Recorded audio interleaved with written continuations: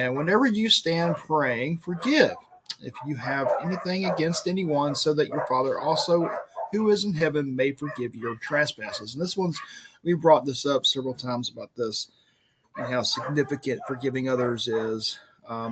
We talked about it yesterday, I think, me and Eric, when we were going through the Lord's Prayer thing.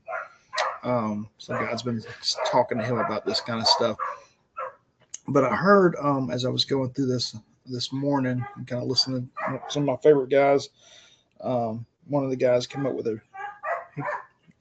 great analogy of this. You know, we always talk about this relationship between us and God is like a marriage bond, like that marriage contract, marriage relationship. My heart behind it is like I believe that marriage is, purposely designed so for us to understand better how to relate to God. We see it in the book of Hosea as we went through there, that marriage between God and Israel, that whole relationship there. So if you take that context, right? And so we're married like I'm married to my wife, right?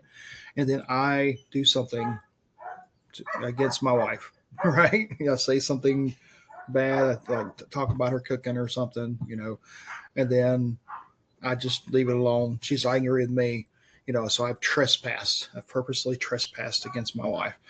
Does that mean we're not married anymore? Right? Does that mean we're divorced because I trespassed because she's angry with me?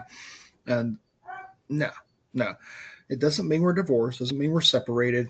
We're still going to do our same thing. We're still married. We may even come together lovingly sometimes, but there's still that resentment because I have not asked for forgiveness. I have not settled that argument, settled that trespass. So there's going to be some tension between us. In the same way here, he's saying, if you're stating you're trying to get close to God, right? You're trying to stand there and pray and talk to God and those kind of things. And you're wondering sometimes, why I'm not feeling it. I'm not feeling that love, like in a relationship with your wife. I'm not feeling the love. So why am I not feeling this love? And that's guys, we do that all the time. I do. I say things just, I'm very blunt and just say things I probably shouldn't, even though it may be true. I always say things that I shouldn't say, especially to my wife or around my wife.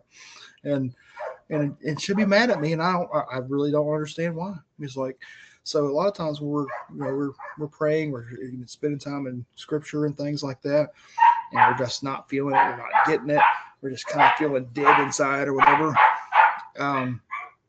There may be something like that.